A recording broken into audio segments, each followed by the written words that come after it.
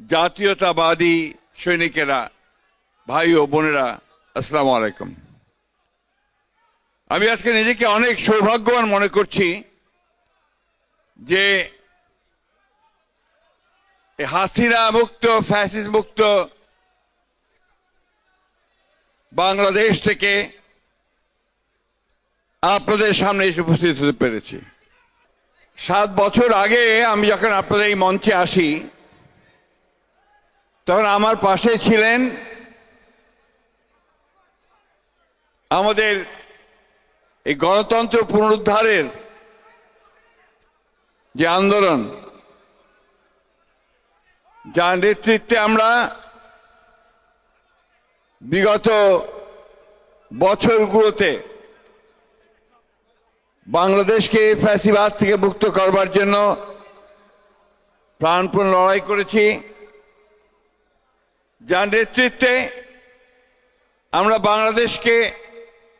আজকে নতুন করে আবার চিনতে শিখেছি, যার নেতৃত্বে আমরা আমাদের স্বাধীনতার ঘোষক,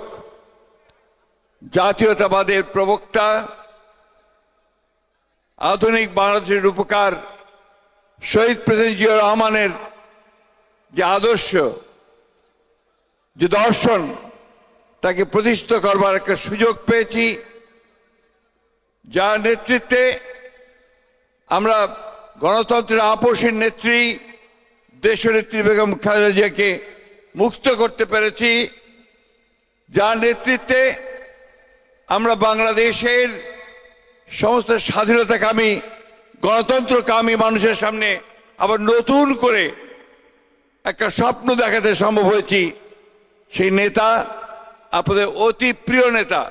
যিনি আপনাদের মাঝে সব সময় থাকছেন, আমাদের ভারপ্রাপ্ত চেয়ারম্যান তারেক রহমান সাহেব সেই দিন এখানে উপস্থিত ছিলেন।